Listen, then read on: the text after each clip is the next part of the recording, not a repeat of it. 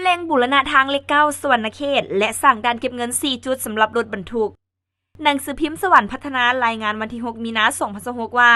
แผนกโยธาธิการและขนส่งแขวงสวรรณเขตพร้อมคณะได้ลงเคลื่อนไหวติดตามและสุกโยโครงการฟื้นฟูและบูรณะรักษาทางหลวงแห่งชาติเลขเก้า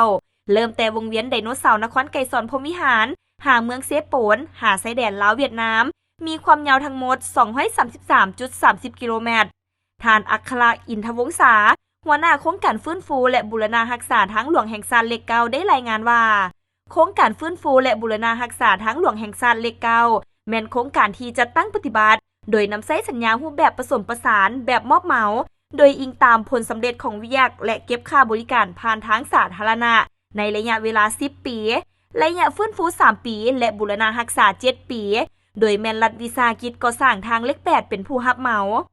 การฟื้นฟูและบูรณะรักษาทางหลวงเลขเก้านี้แม่นได้ออกแบบให้สามารถรักษามาตรฐานทางชั้น3หับน้ำหนักได้11ต้นต่อเผาเพื่ออำนวยความสะดวกให้แก่การสัญจรการขนส่งโดยสารและสินค้า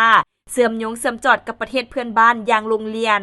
ภายหลังได้ดำเนินการฟื้นฟูและซ่อมแปลงให้รับประกันการสัญจรแล้วจะได้เริ่มต้นเก็บค่าบริการผ่านทางหลวงแห่งชาติเลขเก้าตั้งแต่เดือนกุมภาพันธ์2026เป็นต้นไป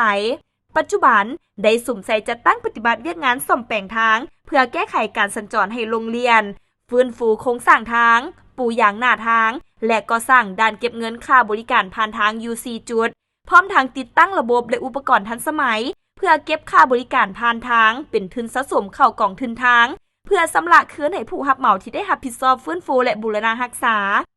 สำหรับการเก็บเงินค่าบริการผ่านทางแม่นรัฐเป็นผู้รับผิดชอบเก็บจากการนำใช้ทางของรถบรรทุก12ต้นขึ้นไป